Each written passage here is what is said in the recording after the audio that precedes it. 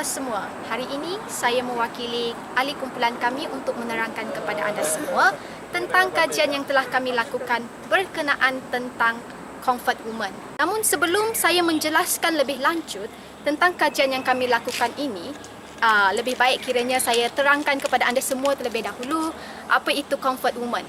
Secara umumnya, berdasarkan pembacaan dan juga kajian yang kami lakukan, comfort woman ini jika diterjemahkan ke dalam bahasa Melayu, bermaksud wanita yang memberi keselesaan.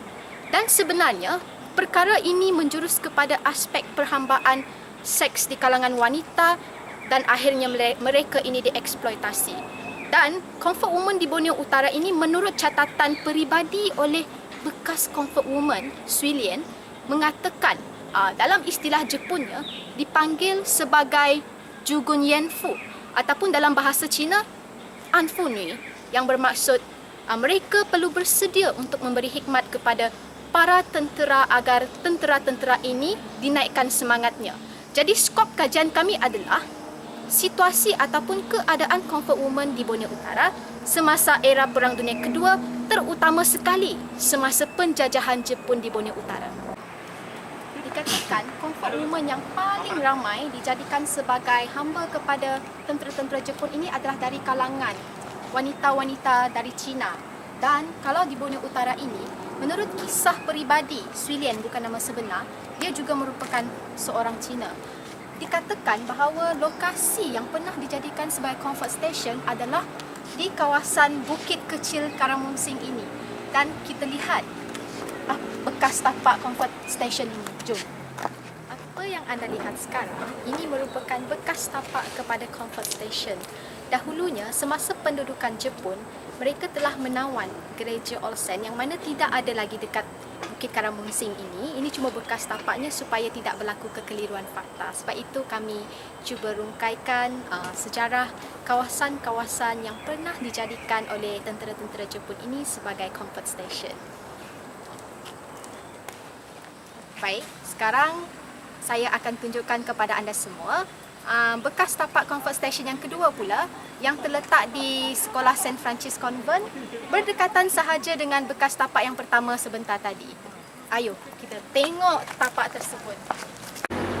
Baik, sekarang kita berada di tapak kedua bekas kawasan comfort station yang telah dijadikan oleh tentera Jepun, yang mana sekolah St. Francis Convent ini dahulunya dikatakan telah ditawan oleh tentera Jepun untuk menahan isteri-isteri pegawai British dan juga anak-anak mereka, dan bila diperlukan mereka perlu untuk memuaskan nafsu para tentera Jepun.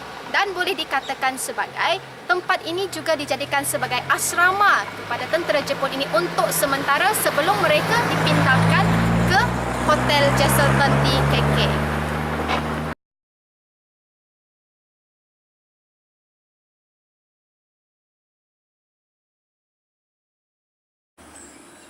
Salam sejahtera kepada penonton. Saya Haziq Ehsan.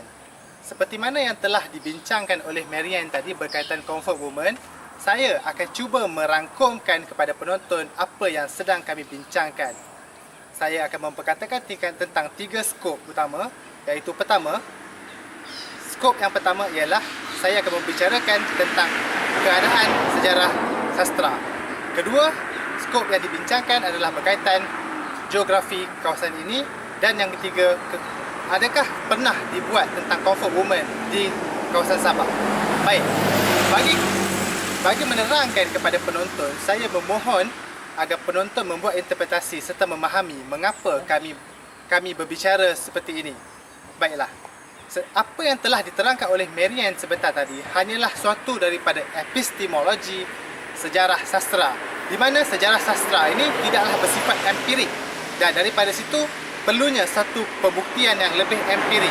Dan apa yang dapat menyokong hujah-hujah Marian tadi adalah kami akan menyatakan struktur geografi.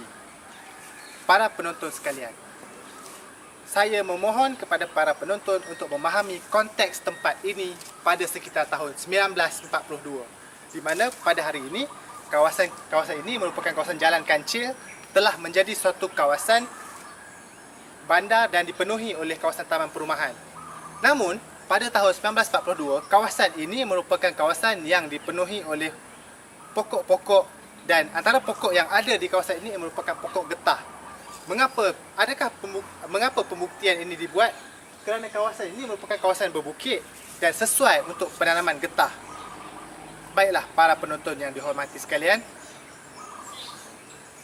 berdasarkan geografi kawasan ini yang berbukit, memang logik untuk kita memperkatakan bahawa kawasan ini pernah menjadi kawasan comfort women dengan keadaannya yang berbukit serta sesuai untuk kubu pertahanan, dan kawasan ini juga merupakan kawasan pentadbiran bagi pihak tentera Jepun setelah datang daripada Sandakan.